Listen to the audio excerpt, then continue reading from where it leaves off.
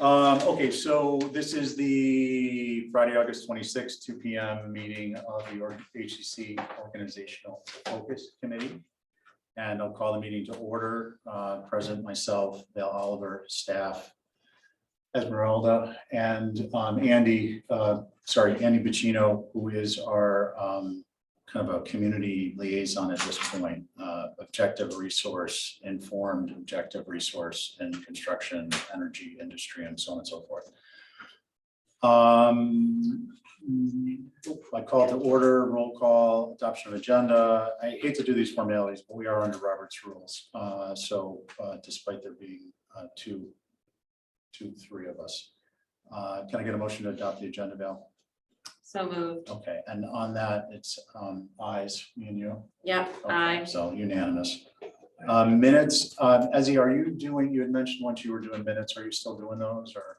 I have not done the first ones. Okay, But I can certainly so I would refer anyone who is interested at this time to please refer back to the town's YouTube channel where there are videos.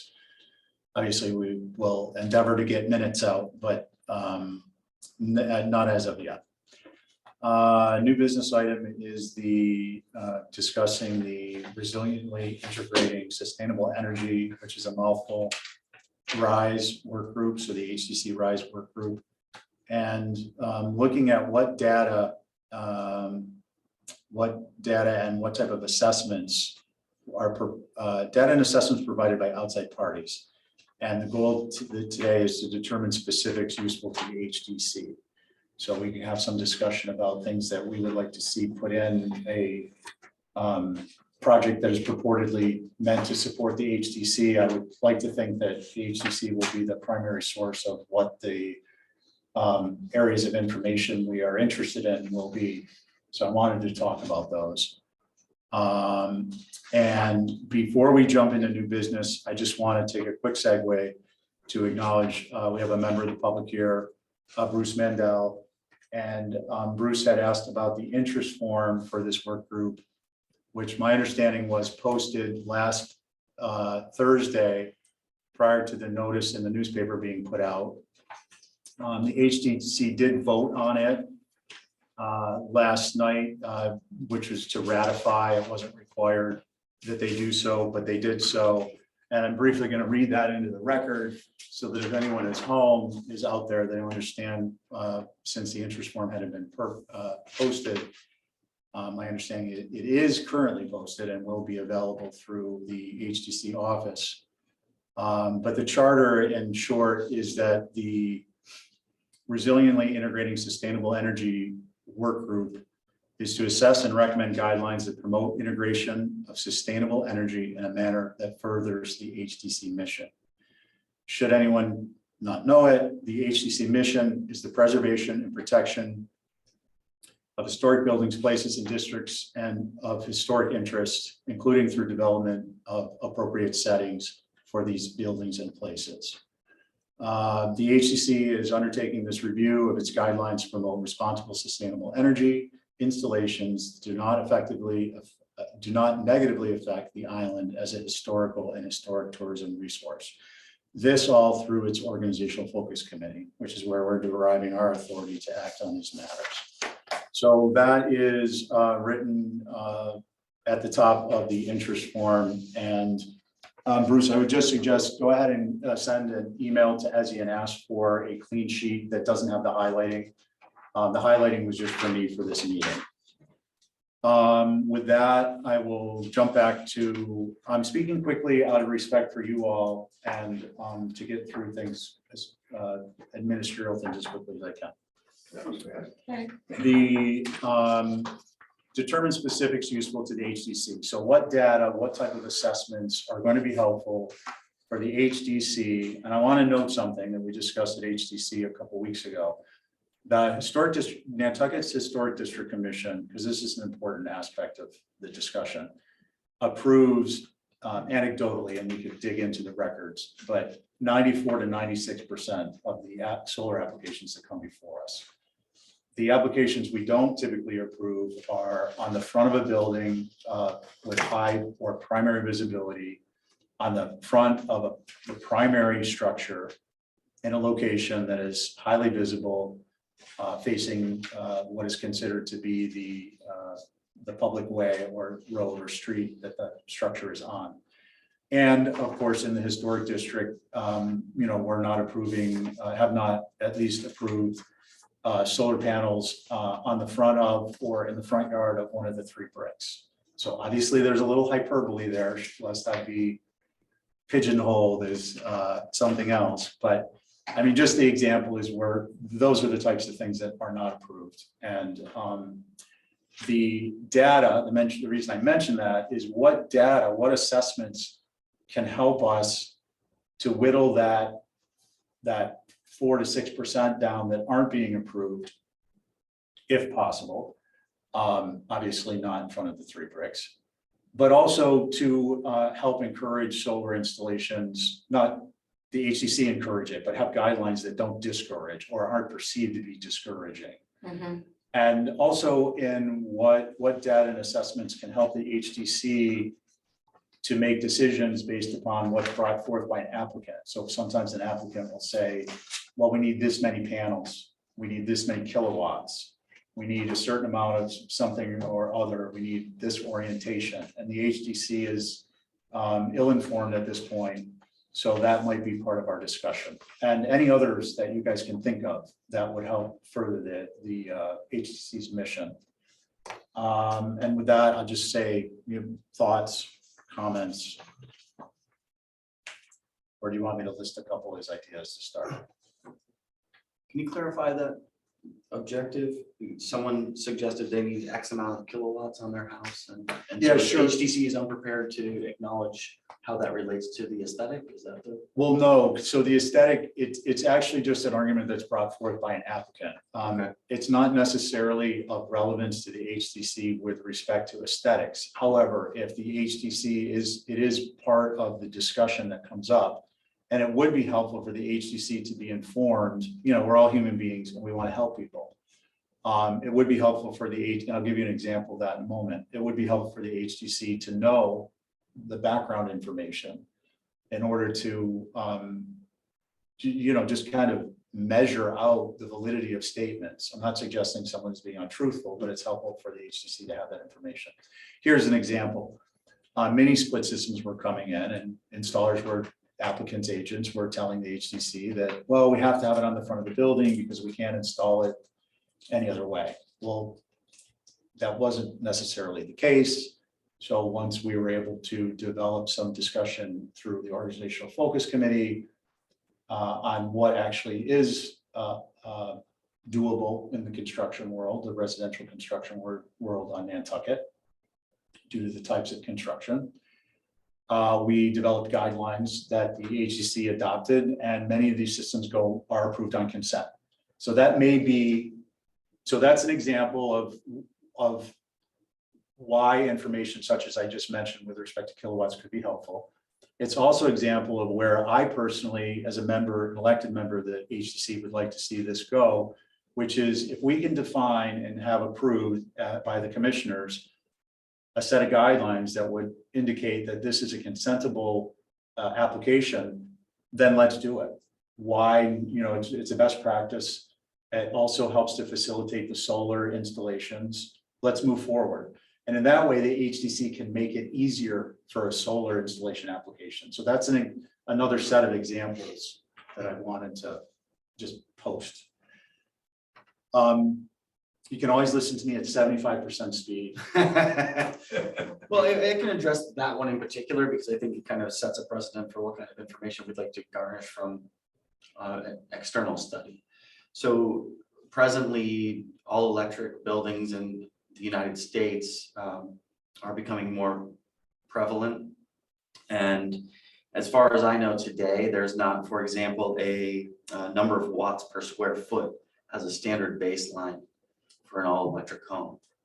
And so that type of information or kind of drilling into existing studies to acknowledge what that is, not to ask any volunteers to do that work, but to find where it is in any programs, whether it's Department of Energy or otherwise. accessibility to that kind of information is important. I'm not aware of it, though I'm not aware of everything, of course. There's a lot out Well, there. you'd be more aware of it than we would. And I haven't seen it yet. It doesn't mean it doesn't exist. It just, I haven't seen it. You know, for example, with the Inflation Reduction Act, what are the benchmarks that the federal government is acknowledging as, you know, what's an all electric building? How much do we need to make that net zero? I'm sure those guidelines exist somewhere. I just haven't seen it. So it's an interesting opportunity. Doesn't necessarily mean that it will drive our dialogue, but it at least is informative. So something like that would be Mhm. helpful. Okay, and then on that topic, I want to back up just, so the idea was from my notes is examples of helpful informational resources, some of which are outside HDC purview, but that applicants involved in the HDC application process will help to inform the HDC's decisions with respect to mitigating factors, but also general background knowledge. That was one of them. So Andy, I took a different take on it. Being a HERS rater myself and being, at least peripherally still involved in the industry, and acknowledging that, yeah, there isn't a standard, a national standard or an international standard that I'm aware of for an all electric home. I broke it down a little bit different. And what I was looking at is what would the minimum kilowatt hours be required for a typical Nantucket home, with typical Nantucket home being defined. Maybe it's an average, maybe it's the median, whatever it is, it gets defined. Based on the number of bedrooms, based on the local energy cost, based per kilowatt hour, based on the local energy use, which is available through, my understanding is available through the energy office of the town. Yes. And also based upon maybe 3 of the different regionally dominant panel manufacturers and what their panels can handle. So that way we at the HDC, through the efforts, which I think would be an interesting aspect to a project for WPI students, which is what's been volunteered, is my understanding, is they're going to try and help the HDC in this endeavor. It would be a great project for them because it's, multifaceted. It's not a simple, go ask somebody a question. There's some figuring and legwork, and there's, some good thought process involved. So that's really that's more the angle that I would approach it at, is what information how can we get that information based upon local variables? Well, I would say we've got 200 homes that have arrays installed today. Mhm. So let's start there. Yeah. Let's look at those, see what the square footage is, see what the productivity is of those arrays, Mhm. and then start there. Use that as the baseline. Yeah. I think 200 is a good number to really take a hard look at what's happening. Yeah, so I think that's a good acknowledgement. That's a great task. Yeah, and the other thing, what Andy's saying here is with using the locally installed, is there will also be data available to what the payback is. So there'll be if the HDC is, under the National Park Service recommendations and guidelines for working in a National Historic Landmark, are there mitigating factors? And it may be that, let me say this. That is one of the criteria under which determinations are made. And then there are a breakdown of what the different mitigating factors are. Is it a permanent structure, or is it a temporary structure? Is it directly affixed to a structure in the historic landmark, or is it just on the property? So there are different aspects. There's monetary. Is there a monetary mitigation?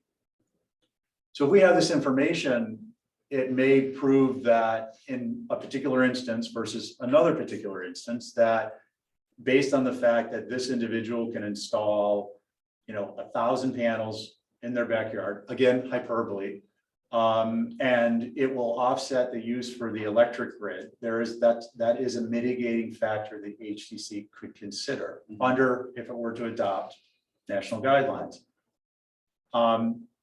So that would be useful information to know, not only what we talked about earlier, which is what is the demand side, but what is the return side to the power grid, based on the number, a 3-bedroom home with a XY setup in terms of number of panels is generating a certain amount of energy.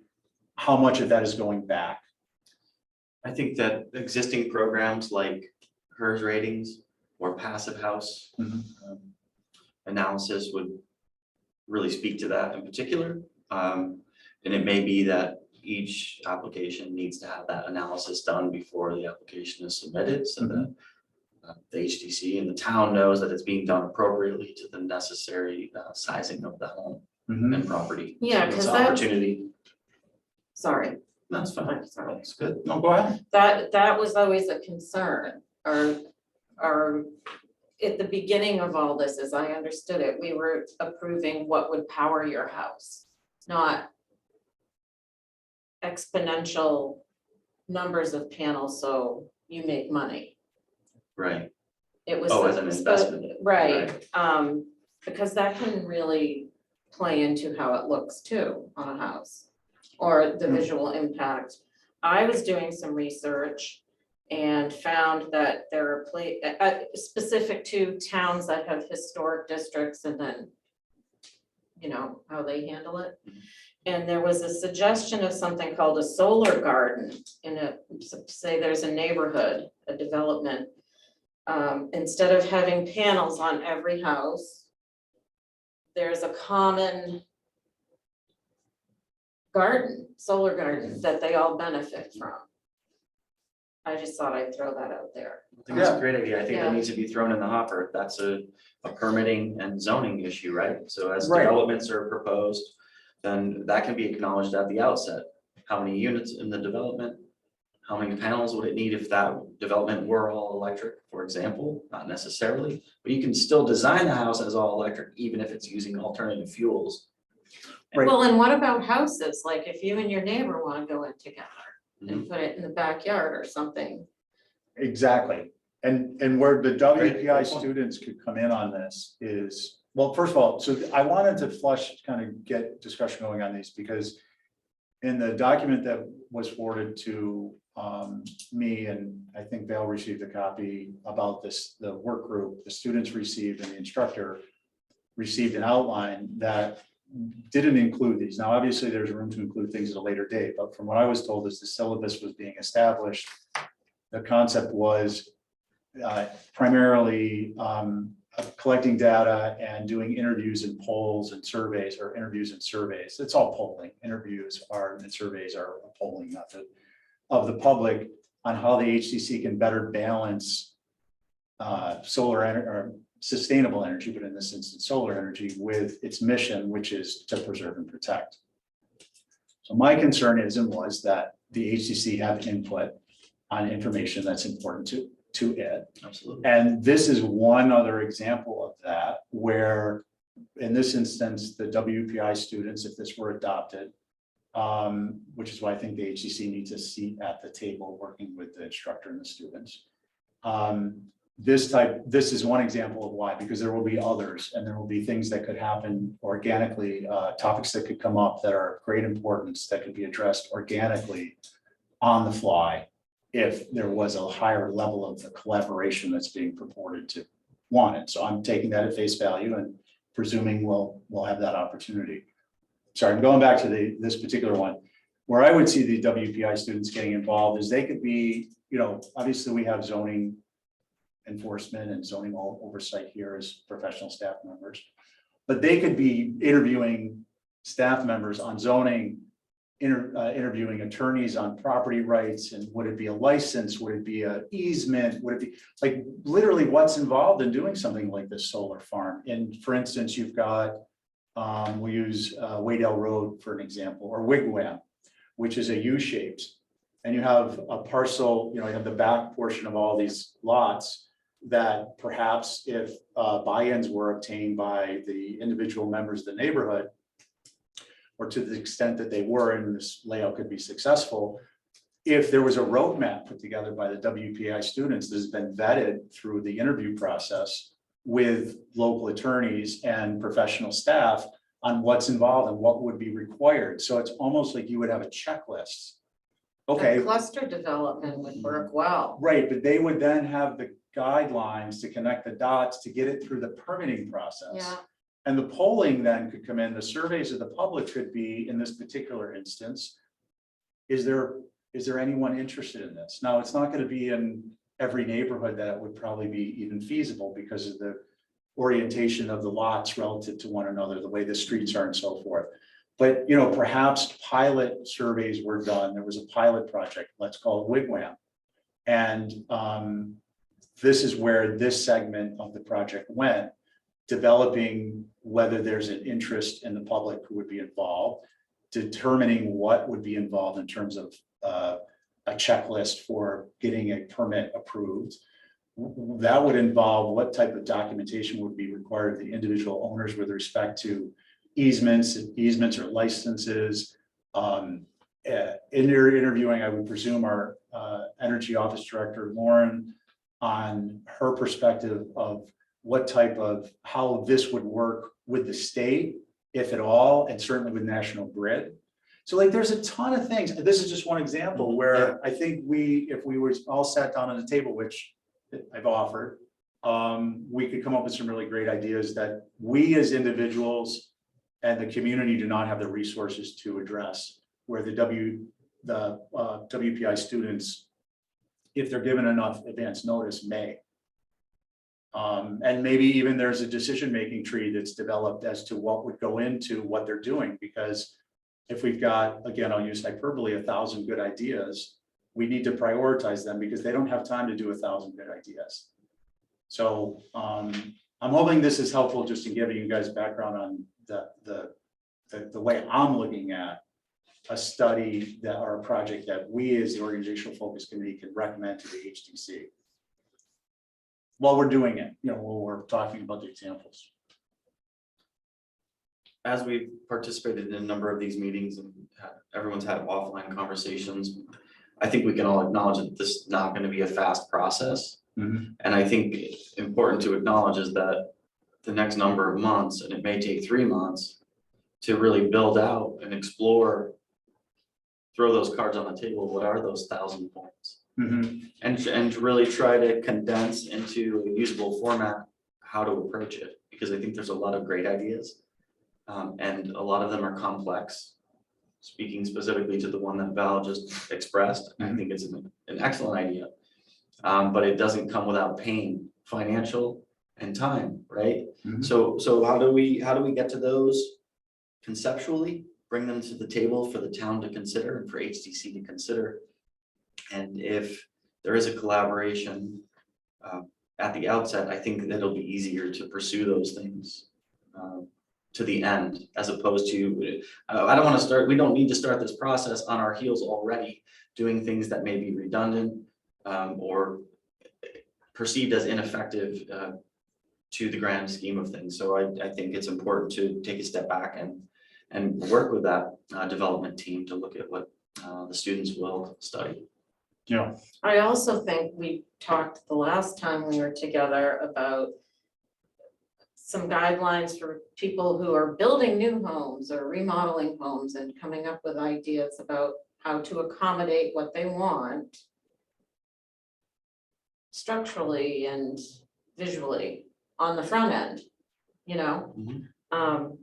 I think that's something they could. On the front end of the process. Right. Not on the front end of the house. No, but you know, I think I misunderstood a little. I thought we were coming up with these ideas today, not specific to questions, so I was like. Well, no, I mean, I agree with, I want to address both your comments. I agree with Andy. I think, you know, this is too important an effort to try and shoehorn into we have the students for only this amount of time. I mean, I think it should be it's an important effort that should be taken in earnest to come up with a list, to prioritize the list and then give them the list.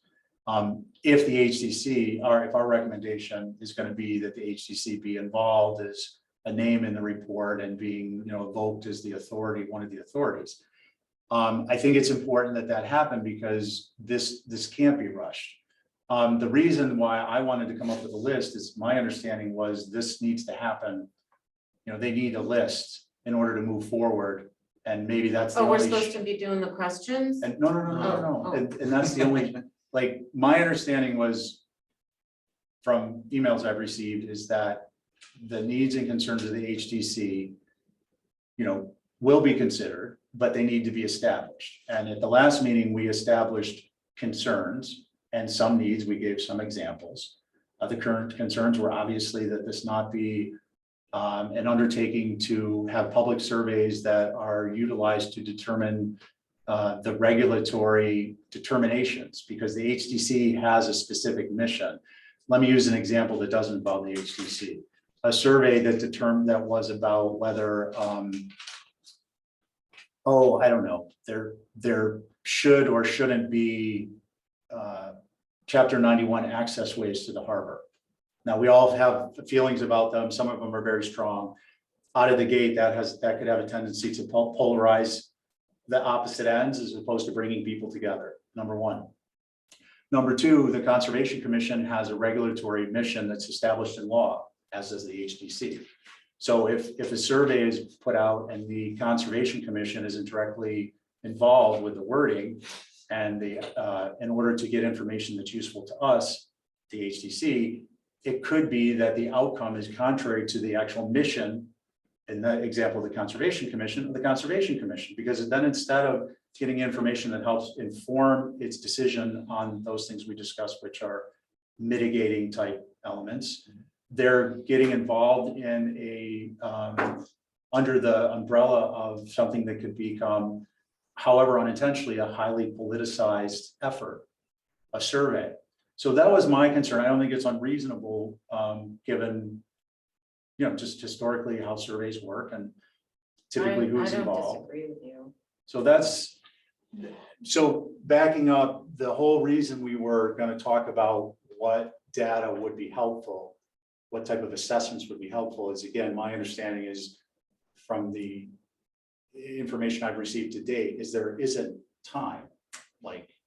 Well, how much time is there? That's the first actionable item.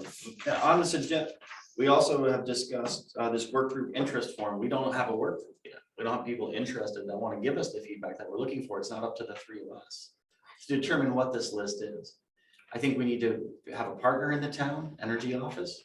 And I think we need to partner with the WPI students to understand what their capacity is, what their timelines are. Right, but so I've got to back you up that on Sure. the work group is going to determine what's helpful to the HDC to know. The HDC determines that, and that's through its organizational focus committee. So we're determining to make a recommendation. I appreciate that. Now, we would like to interview people to get feedback from them, but my understanding is we don't have time for that. And I was looking up an email, which I'm not going to find, but I have at least a couple of emails that indicate this, and discussions that I've had with sponsors, that this needs to be done and it needs to be, moved along. And I understand that because the students will be arriving. It's part of this semester's work and they need to get started. Okay, When are they coming? not tomorrow. Not tomorrow. So I just want to clean that up a little bit. So yes, the organizational focus committee on behalf of the HCC welcomes any input that we can get. With respect to what is useful for the HDC, we're not determining necessarily in the context of the overall work group and its efforts, what is relevant or not relevant. What I'm talking about is with respect to data that we receive and having a timeline that we need to turn this thing around in the next week or less, or 2 weeks or less. That's where we step in and say, well, what would be helpful for us as members who actually sit and vote on these things? And we have a very keen understanding of the issues that come up. What information will help us? And then also, what ideas do we have for information that would help to spread out the integration of solar, such as the cluster development? Because it's right there, that takes things right off the table. It's not on the front of a house. It's mitigated by the fact that it's in the backyard, it's not visible, and so on and so forth. So those are the types of things I'm looking to try and identify this afternoon and offline and submit in through ESI as the designated point on this currently, at least. And try and collate and put together a list so that we don't get left out of the timeline process. Because once they're here and they get their marching orders, that's what they're going to be doing, I presume. how do we find out? Well, I presume because that's what I've been told. So let's find out what that timeline is. I mean, we're hard pressed to come up with a comprehensive list that we want to take action on from an HDC perspective today, I would say. Yeah, and I just wanted to talk about, I wanted to talk about some ideas so that we could get them on the table. So if we do have to submit something, we have something to put in the hopper. Okay. We've I got, love the kilowatt thing, you know, that idea and your idea of studying what's already done. Mhm. So that's a task they could do. right. Are we coming up with their tasks? Well, we're not, we haven't been invited to come up with tasks. Oh, We haven't been invited I to be really don't involved. even know what I'm doing. Oh, look, this, okay, let me try and explain this differently. As of now, we have been presented with a WPI project, and it's been presented that it's a collaborative effort, which we appreciate. It's intended to help the HDC. The position we've taken in discussion, and the HDC has taken, is that anything that comes, that the end result recommendation should help the HDC in its mission, but also in integrating solar, in this instance, solar. The reason I'm asking for questions, I'm asking for ideas today is so that, because we don't have a member, a director of the students to be involved in the process. I'm not talking about you need to do this exactly like this or something like that. I'm not talking about a micromanaging. I'm talking about upper level kind of procedure, policy level, not even procedural. We don't have that seat at the table. So I'm trying to establish some ideas that we can attempt to put forth so that if and when, I presume the project's ongoing, we get some information we can use. So the kilowatt was one, the cluster is one, what's the typical kilowatt, which would give us an idea based on the manufacturers, what the three manufacturers, what the square footage is. Because then we can talk about that, and students can maybe get, and it would be very helpful if they also told us along that line of thought, the best cardinal point orientation, Well, yeah, what the percentage of decline and the return on the energy is based on the cardinal points. And maybe work out a table where, the average home, 3 bedrooms, 2 baths, Nantucket typical that faces east, it's just a matrix. It needs this many panels. It faces, its primary orientation of roof material is facing south. Okay, this many panels would be ideal. So those are the types of things that we're talking about, these examples, and then we're filling in the details of how they would be useful to the HDC. That was the purpose of this discussion, is trying to get brainstorm some thoughts. So we have 2. The other was useful life. So one of the things the HDC needs to consider is, much as roof walks, if you read Building with Nantucket in Mind, roof walks were the rage, and then they were literally a rage because they were just left to rot on top of houses. So what's the useful life of the solar panels today? How does that affect the energy in return? So at a certain point, they get degraded to the point that it doesn't make sense to have them anymore. And how is that relevant to the HDC? It's not relevant in the way you might think. It's relevant in that if it makes sense through governmental subsidies or otherwise, and the decrease in the return on electricity, that you are spending this much in carrying charges to keep old tech on your roof in 10 years, like, it helps us to determine what point people might be changing over to newer tech. That helps us establish whether this is more permanent than less permanent, which goes back to the National Park Service guidelines.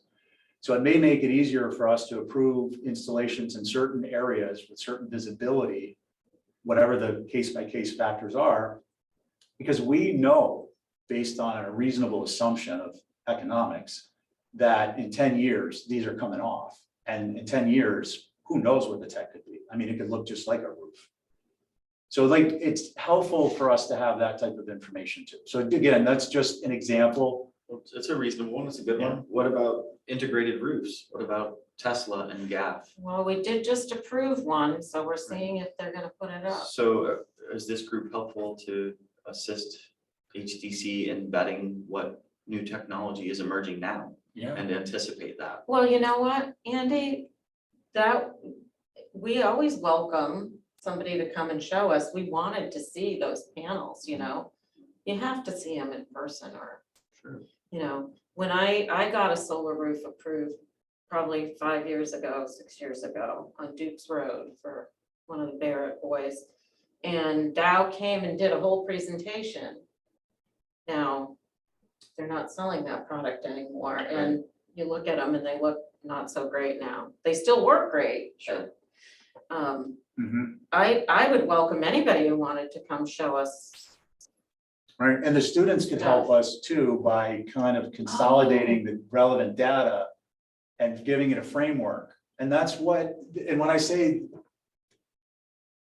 HCC and the whole organizational focus committee aren't looking to be involved on a micro level, that's stuff they can come up with. The ideas we're sharing now are what I think we should be involved in, and then monitoring it as the course, not as the content. So like this would be a great example of one that could be very helpful to us at the HDC. Because we would be looking at, as you said, not as I was talking about, when does it phase out? You're talking about your example of a aspect of the project is what's next. And since this is, I believe, an effort looking at minimum 2050 before it's redone, well, maybe not 2050, maybe 10 years, depending on the appetite of people, but the outcome could affect what things look like at 2050. I think it's important for us to have an idea of what that tech is. Absolutely. I think it'd be wicked cool as a student to be looking into that and understanding it. The bifacial panels that are being approved today that have been recognized as appropriate for the 31 Fairgrounds carport, for example, didn't exist in widespread use just 10 years ago. So now they've emerged as a really substantial and an excellently producing panel. So how does HDC respond to that? How do they afford someone the use of that type of a panel? So then that gets into pergolas and secondary masses and things like that. So I think that there's an important conversation to be had between the objectives of the town, the energy office in particular, which I know has Nantucket's best interest in mind and is eager to work with the HDC. I think that we need to get to the table all together and really look at what that means and decide early if those things are contrary and eliminate things that are not.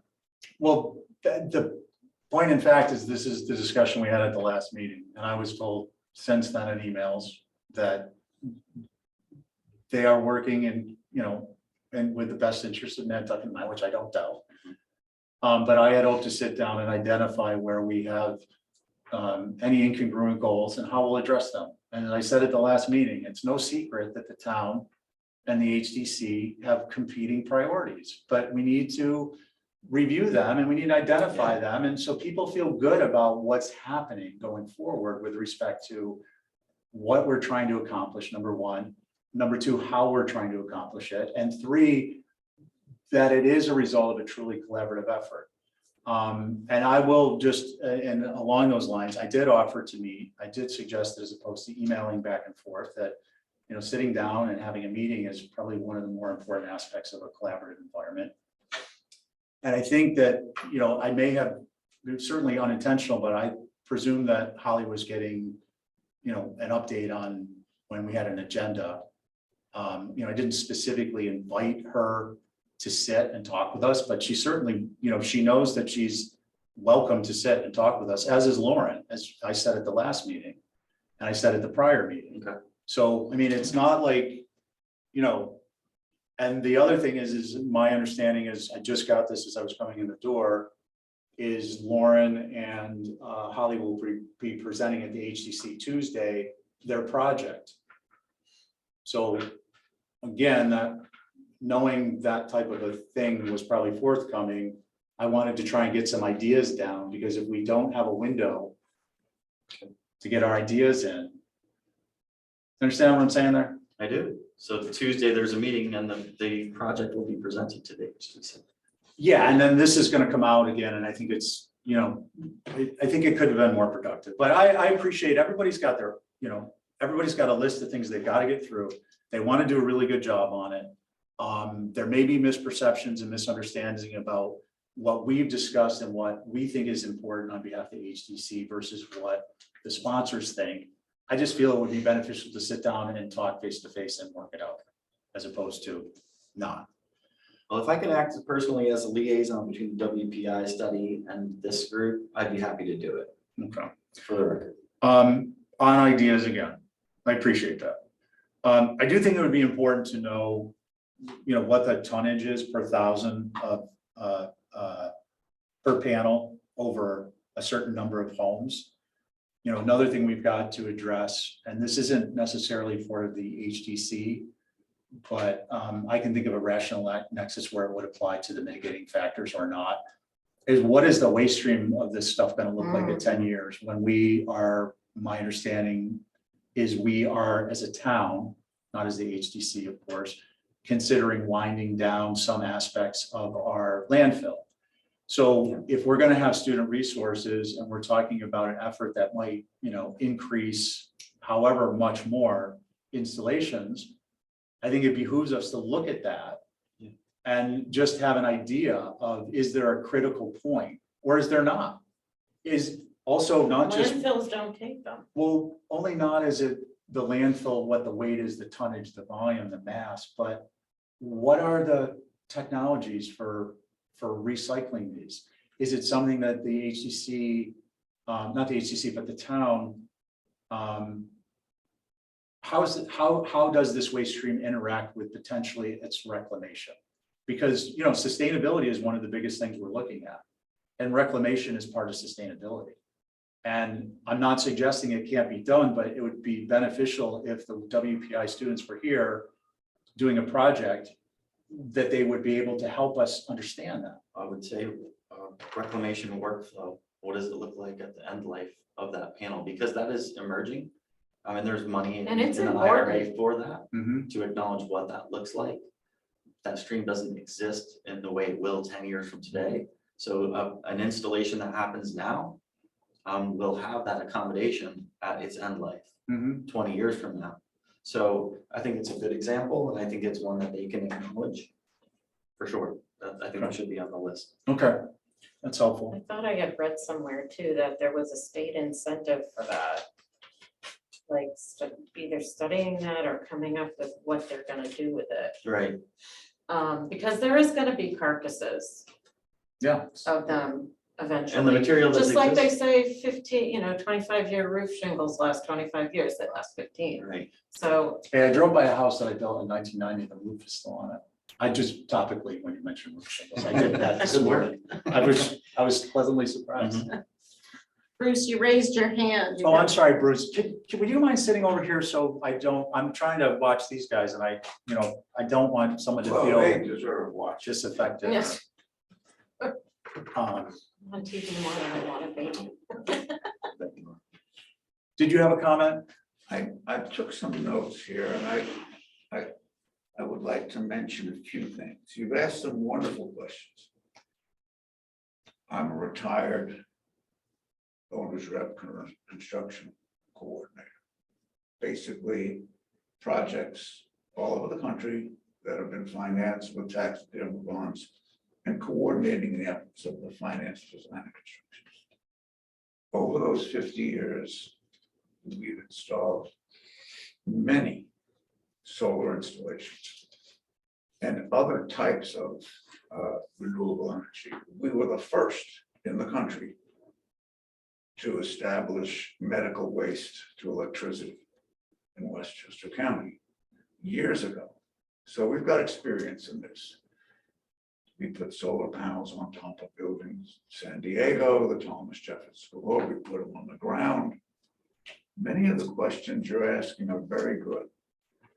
And I would hope that the goal doesn't drive the survey questions. It's important that be analyzed. Well, I think that's kind of what we're Well, Getting that's why I there, said you're on the yeah. right track. You mentioned some kind of a metric as to how many kilowatts. How do we determine that? Now, the technology is advanced, and I've been retired for 3 years. But way back then, we used a simple metric of 1.5 watts per square foot of floor area inside the house. And of course, you multiply that by the number of square footage and you get kilowatts. And you get to the point that Val made, that initially we were trying to install just enough to make it work. But then there's the revolving issue of tax credits, Mhm. incentives, grants, and other things that drive as a property owner to say, well, I can put more up than I just need. And then your point about these things have a certain life cycle, well, with any renewable energy source, wind turbine, solar, whatever, as you upgrade, you trigger the recycling of the grant process and the tax credit process. It's a very lucrative thing. Mhm. So I made some notes here, and Andy, you mentioned we're getting back to electric buildings all over the country. And I thought, geez, we're back in the 1970s I remember going away from that. when we built, and everything had to be electric back then, and then we became a slave to it, and in the 90s and the 2000s, it's like, no more electric. In 1915, the city of Chicago had a network of electric charging stations for electric vehicles. I was there then, though. Val mentioned we just approved Dramatica, the first installation on the island of solar powered shingles. Yeah, the Teslas. And that's a good thing, but I want you to remember, solar is not just panels. It's inverters, it's batteries. Without storage, this is an ineffective system.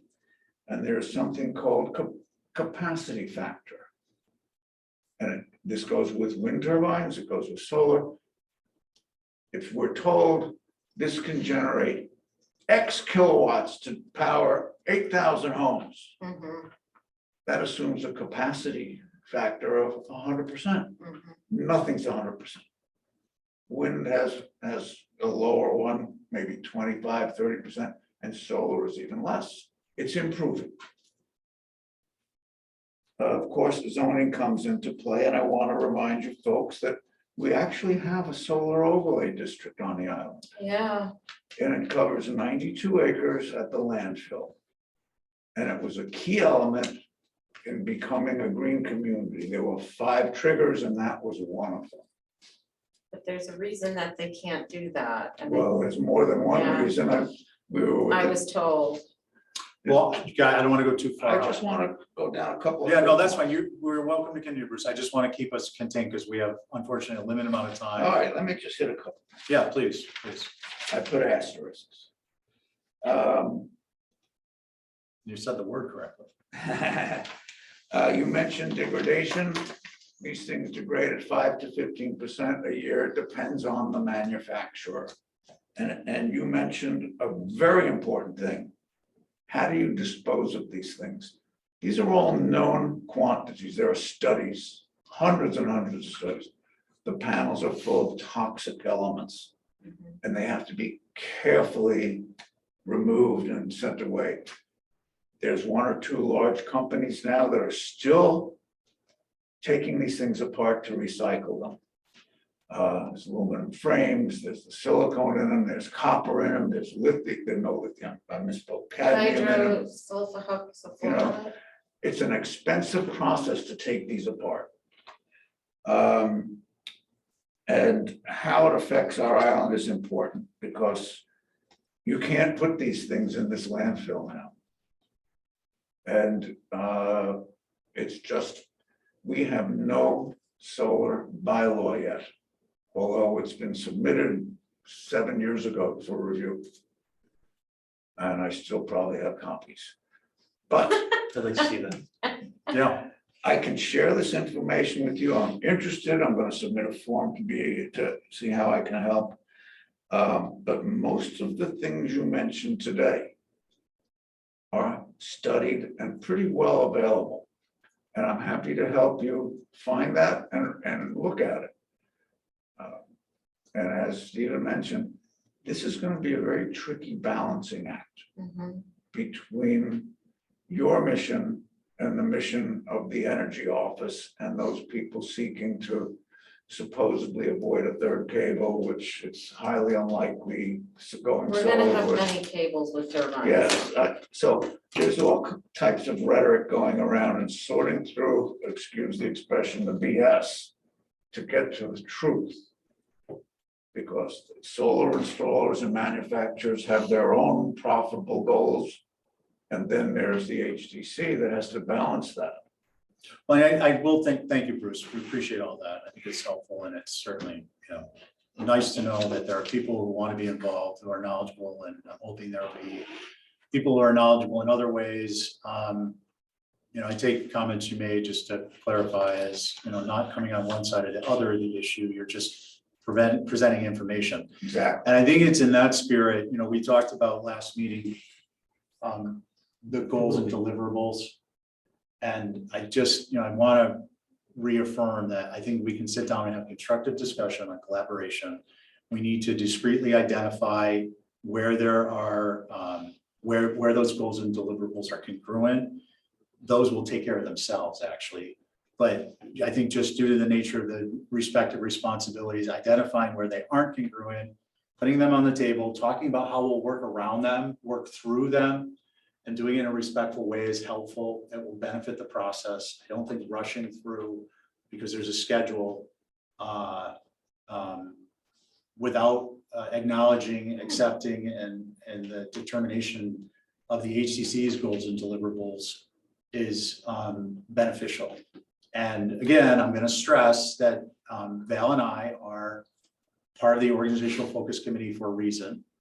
The HCC has entrusted us in developing best practices and coming forth with recommendations, not just in this topic, but many others, as we've already done. This isn't us sitting at the table speaking for the HDC. This is about our helping to formulate recommendations that we know are, one, congruent with the mission, and two, will likely be acceptable or could rationally be acceptable by the HDC. And when I say with respect to rational, such that we can present this and we can help to inform members so that they may see, oh, well, yeah, I guess we could do it that way. I guess we can address this in a manner that does, to an outside unobserved person, may think is loosening up regulations, but in fact, it's not. It's just better directing outcomes. And I just hope that's not lost on people, that that's our role. And I think we put a lot of time into this. We have put a lot of time into it over the years. And we've made substantial improvements in the process. We've cut hundreds of hours off the HDC review process in different areas.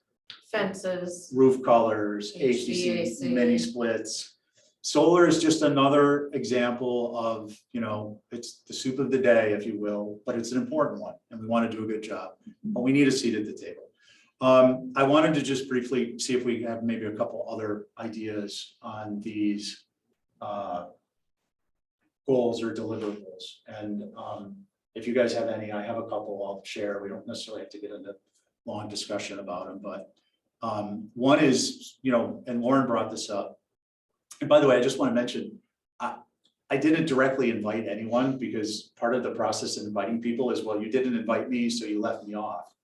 But I will make a point to reach out to Lauren and Holly in the future, so they are aware, they're busy people doing busy things, important things, so that they're aware that we're having a meeting in advance, and not at the last minute. But one of the things, and Lauren brought this up at the last meeting, was solar thermal.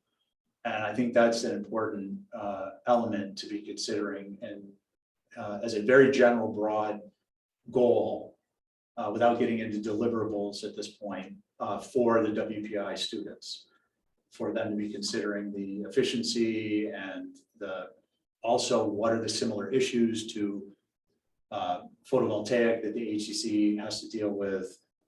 We know what they are. Placement and aesthetics in particular. Yeah, and so and this is a great example where a survey isn't going to help the HDC, and in fact, it's going to be counterproductive because when I'm just going to tell you what we've all experienced. If you tell a member of the HDC that this is how it has to be, it's never going to work that way.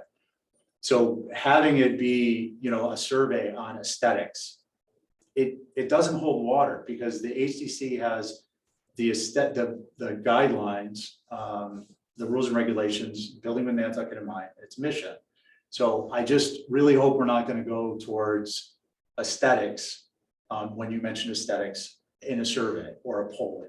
I hope we're looking at a survey of, for instance, another goal might be, what is the efficiency of home style wind turbines versus solar? And what are the advantages and what are the disadvantages? Is noise actually an issue? Has the technology eclipsed noise? If they are equally beneficial, the HDC will address the aesthetics, but a survey could address of the general public, which would you prefer? If noise wasn't a consideration and it was a purely aesthetic aspect. Yeah. So that's where I'm trying to get our goals to meld, but I'm also trying to give you some ideas of what I've been thinking about as student project goals. Yeah, so this module is for solar, whether that's solar thermal or solar PV. I think the challenges are equivalent in most cases. Solar thermal needs to live on a roof or in full sun, so I think we have the same screening challenges, same aesthetic challenges. And I think, if anything, the way that the group could participate would be to acknowledge what's the efficacy of adding solar thermal. And I think it's a case-by-case basis. It depends on how the home's used, built, designed. So I don't know that that's a good, this solar thermal versus solar PV is a good way to use their time. Thinking in that example, it is not. It could be though, if, one of the things is we're looking at is electrification towards net zero. So, okay, we're going to net zero. Despite the fact that the efficiencies of these appliances have increased, when I say appliance, I mean utility systems, heat pumps, your refrigerator, everything, anything electric. Despite the fact that those efficiencies have increased dramatically, this island at net zero indicates to me, anecdotally, we need a third cable. We may need a fourth. And if they're talking about it as they are at the state level, what is it, 2030 net zero? Mm-hmm.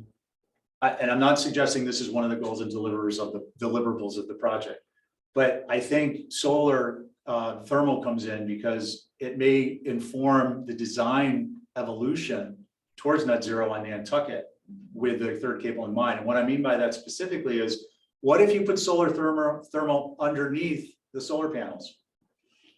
One of the largest problems with solar panels is depletion of the return based upon the high thermal load. So what if you can serve your heat pump in a contained space by piping the heat in from your solar thermal, increase your solar VP, and increase the efficiency of your hot water heat pump and maybe your heat pump AC all in the same way. Now your heat pump for your AC is going to be, and for your heating is going to be on the outside, but design elements could come into play. I'm not suggesting, again, this is one of the goals and deliverables for the WPI students, but that would be able to help to heat or augment the space where your, and even help determine where to best advantage in that type of a system you would place your heat pump outside. Mhm. What are the confines? What are the elements that are involved? Is there a heat mass? Is there, am I blowing your head up? No, these are good questions. I'm sorry. I'm sorry, Bill. I know it's like, you want to do the broad stroke stuff. So anyways, this is why I think we need a seat at the table. You guys understand it. I'd like to offer something that goes with what Steve was saying. Years ago, they told us geothermal can't work at a certain latitude. Technology increased, and now you can put them as far north as you really want to. Mhm. So that goes hand in hand with what you're talking about. The other thing is, they now have tracking solar devices. Yeah, there's You've one, seen a there's a pedestal couple, and it looks like a big flower and it turns. we've as the sun approved them And We've approved them. for The Haley problem, Pressman. the problem is, and I appreciate you mentioning it, but I'm going to actually hold my comment because I'm going to go off on a tangent on it. Because we have limited time, but yeah, Bruce, I think, your comments are right on the money in terms of this. There are other technologies, there are efficiencies, increased efficiencies in the technologies that exist. And reevaluating all these together is important. And again, that's why we want to have a direct line of communication and a seat at the table.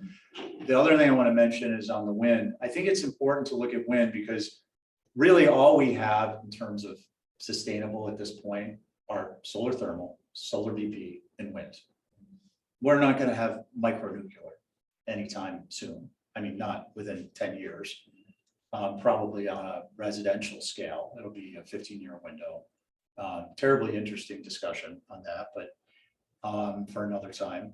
So I think if they can fold in some components of wind that aren't necessarily as detailed a level in terms of the goals and deliverables, but to get an idea of sentiment and utility, I think that that's an important aspect of what we're doing because well, at the one hand, we're trying to fine tune sustainable energy with respect to solar because it's the most pressing. We don't want to disinvite or disenfranchise that concept of wind. And if we have a resource of people who are interviewing people, it'd be interesting. Hey, heck, sorry. I can't be on this group. No, it's not, but it would be even interesting now to get an idea of input when people are being interviewed, because you're interviewing, say, architects on integrating. So get their ideas flowing and thinking along integrating wind in an aesthetically acceptable manner generally. good survey questions. Well, so that's why I don't want to exclude wind in and of itself, but at the same time, I understand we can't take a deep dive into wind because we're on the solar module. Mhm. And this is a solar module work group. We're not going to be getting into wind. Understand your conflicts there. Thoughts other than we talked about solar thermal, obviously PV. We talked about how they might work together. That might be too deep I would like to think it's not too deep for the WPI students. I mean, this could be a 2-segment project for them. Like, given our approval rate, I'm not in a rush to slow this down. Like, takes a lot of time, and we already volunteer a lot of time. But at the same time, I'm not in a rush just to get through this. And when I say I'm talking about as the chair of this committee. And I'm not prepared to recommend to the HDC that we just kind of, although I know some members would prefer it, that we just kind of blow through this. Because they're stop signs, and I think we need to observe them. And if we blow through the stop signs, we're doing a disservice to the community. Does anyone disagree with that? Mhm. Okay. That's what I said at the beginning. And I think that it's important, Yes. the final product and the amendments that are made to the existing solar language, I think the WPI students would be really helpful in actually coming up with a format and drawings that would express very clearly and cleanly for the process what those look like. Right. So And I think a booklet or an addendum to the existing at the end of this process, I think is critical. And I don't know who's going to do that today, but once we've decided what's appropriate, I think that needs to be visually defined cleanly. Do you need to make reference in your website that you go into the resources, you actually have solar we have, guidelines? we actually have it. Yep, it's on the front, it's on the, It's there. And I've heard comments, oh, these need to be updated because they're old, or there needs to be some sort of a caution for people who rely on them that this technology is changing and these are just guidelines to make sure they understand that. And those guidelines don't necessarily get followed based on individual applications. well, no, so Bruce, I mean, that's the whole goal, and one of the other things we're working, I don't want to go too deep into tangent on this stuff. But right now, those are your guidelines. Right. But there are guidelines and they are largely followed, and we've adopted policies and procedures in addition to those. And then one of our best practices goals is keeping their application during meetings consistent, so that it's not a commissioner has a particular like or dislike, and that's what they're voting for. They're voting based upon guidelines that have been accepted. I want to back up to your, and in fact, we reference those a lot of times when we make approvals, those guidelines, the solar module in particular. So with respect to a recommendation, I think what I speak for myself, but this has nothing to do with anything that needs to be developed. This is just a matter of best practices, from my perspective, is that I would see the interaction of the student project with recommendations that are made by the work group, which are then determined to be forwarded to the HDC, would be that the work group would be involved in discussing language changes. Upon completion of those language changes that are determined to move forward, then the students would work out illustrations. I don't believe there's any utility in having students recommend changes to the sustainable guidelines with respect to the text itself. They're not, in my mind, I don't believe it's helpful for a group of students who have no experience with the Historic District Commission, with very limited experience as a lifetime matter with the Nantucket National Historic Landmark in particular, to be coming up with text changes other Yeah, than. no, I'll interrupt you. I wasn't implying that. at Okay, all. yeah, I just wanted to no, be no. clear up front. Yeah, That's all. by no means is that their charge, but that's another work group, Yeah, right. potentially, likely. Right, and it's a work group that I think we as the solar module work group could do that. And I would like to think that we will, but I just wanted to clarify, and I'm not trying to make it pointed or be too granular, but I think it's important to be clear up front that that is something that is incumbent upon the HDC to do. And in part because this isn't a rewrite. I mean, we have established guidelines. We're trying to refine and improve them. Format wise, they might come back with a format change once the meat has been put on the bones. But and again, I don't want to belabor it, but I did want to. I'd like to say that I appreciate that. We've made a number of comments, and I think 4 or 5 today specific to what about the future and what happens when. And I think it's important to acknowledge that. And I'd like to say that I feel this document needs to be a living document that can respond specifically to evolution and technology, so that we don't have to wait 10, 12, 15 years to again reassess. So the language needs to be clear enough. The modules or approvable items need to be refined enough so that when something becomes obsolete or improved upon, we can respond in kind and pull out one and add the other. That's probably wishful thinking. But I think that that's a reasonable objective. Lit with LED lights around them For so that example. everybody can see. Well, it may be ambitious only, and I think it can be added in the text that it's a living document. Like, look, the area plans the town does, but that's under I state think the regulation. end result is gonna be virtually the same. You're right. Yeah. No matter if it's a pea or a corn, where they go is gonna be important. Yeah, On the solar thermal, you mean. Yeah. on the solar thermal, yeah.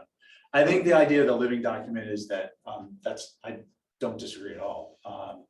I think that it may be somewhat defeated by the evolving technology, which is specifically to say, like, adaptations and improvements in the Tesla style, which is a roof shingle style, will make some of this all just go away. If we weren't dealing with rectilinear forms that have no historic context, no historical context, this, there wouldn't be such a difficulty integrating them into the historic landmark on the structures. But as time goes on, I think the drive is to make these more efficient and make them more like a roof shingle. So I'm hoping that specifically on the solar, this doesn't have to be done in 10 years is my point. But I think it's important that we do build in at least the concept that we're anticipating that if the technology doesn't keep up, if the technology doesn't draw towards more easily approvable elements, that this would need to be reviewed. What you're saying is important in context of looking to the future. I mean, as an example, maybe 9 or 10 years ago, we actually had a pretty large structure where the solar panels were on the exterior walls, not on the roof. Covered the entire wall. Wasn't particularly attractive and wasn't particularly effective, but this was something that needed to be tried. And it's still being done in certain parts of the country. How would Nantucket, how would you deal with that?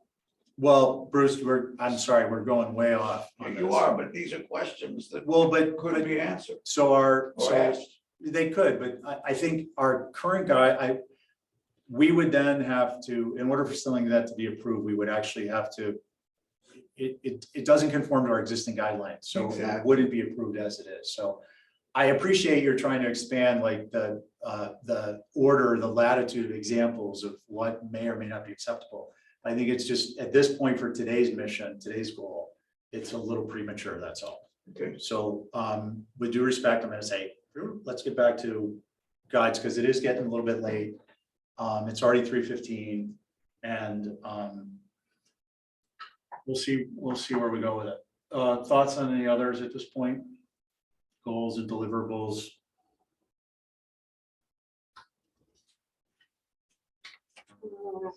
Nothing pops to mind right now.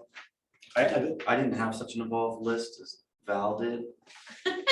Well, what's on your list? Let's hear some. No, this more. is just me. I just went through different things and took snippets of things, so. Okay, well then, but are they goals and deliverables you want to share, or you were gonna use them? as talking I points? hadn't thought of goals and deliverables. I was just trying to find alternative ways to integrate solar into historic districts. So that's what I was researching, how they do it. And So that would be, that's a good one. That's a great goal and deliverable, is without getting into specifics on the time, because we'll get into that with work group. Once we determine if we can actually have a work group, we'll see who's interested. If it's all solar installers, it's gonna be a problem, because we're not gonna be able to have a work group. It'll be the 4 of us. But in any event, the idea that the WPI students could look into comparing and contrasting, not what Nantucket does, but what other historic districts do relative to one another. And I would suggest that they be, one of the parameters would be, and this is why it would be important to have one of us sitting at the table. One of us, sorry, no offense, Andy. Because the HDC perspective is it a comparably sized or a relevant historic landmark? And if not, what are the offsetting factors that make it a relevant? You know, if it's in Arizona, perhaps, or a sunny climate where solar is perhaps more readily deployed, and there's a cultural mindset difference with solar in history, that's not going to be a great example. So that's where the HDC comes in with helping to direct on other historic districts, comparing and contrasting their own, what they've accepted, what they haven't accepted, what it actually looks like.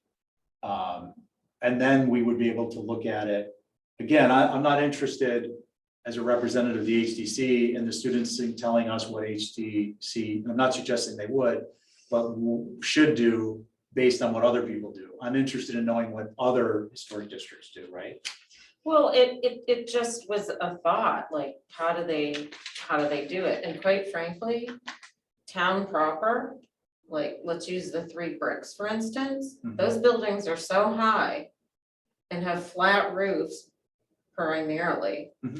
Solar would be totally applicable there and you wouldn't see it. Right, and I use the front yard because that's the only part you can see. But interestingly enough, because it's not attached to the structure, that's a mitigating factor. Where having it on the roof would be completely acceptable, I think. I'm not gonna speak for the HDC, but given the fact that you'd never see it.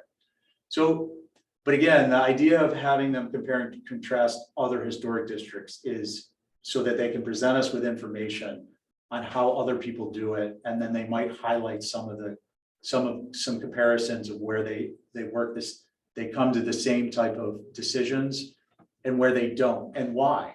Because that can inform our process, so we're not reinventing the wheel as an Well, and it also HDC. might come up with a good idea that we haven't thought of. Well, yeah, I mean, we want a ton of those. I don't have any other recommendations for that group right now, though I'd like to leave for vacation tomorrow. I haven't been on vacation in a minute, leaving for a week. Yay. But I will have my laptop, and I've got volumes of documents and ideas at my office. I didn't call them to understand the charge of what you're asking today. But I would like to spend a little bit of time, and Tuesday is the meeting next week. Tuesday's the HDC meeting, there'll be a discussion, and I believe it will be, Holly and Lauren will do an intro as the sponsors. And then the HDC will discuss it, and, we'll go from there. Okay. But it would be, if you're that, it will be via Zoom. I don't know, part of, I won't be there. okay. Part of the other But reason. you could shoot an email. Yeah, I'd to- like, Yeah. that's what I'm asking. I'd like Yeah. to at least Be send my helpful, notes yeah. and any additions to this discussion. Part of the reason we do this here, as opposed to the HDC, and we've been entrusted to formulate recommendations, is the time. So what I was gonna say is if you came to the meeting, if you were in attendance and wanted to speak, let me know in advance. You're not gonna be. But because we tend to compress these things, even though they're at the front of the meeting, so we can move on to the other stuff we need to get done. And that's part of what we do, is we try and compress it and come up with viable recommendations. Send an email. Yeah. Okay. I appreciate Bruce's input today. Mhm. Yeah, Thanks, definitely, we Bruce. definitely do. Once, I mean, I'll learn your procedures. well, I haven't really, I'm trying to, use a light hand, and as I always try to do.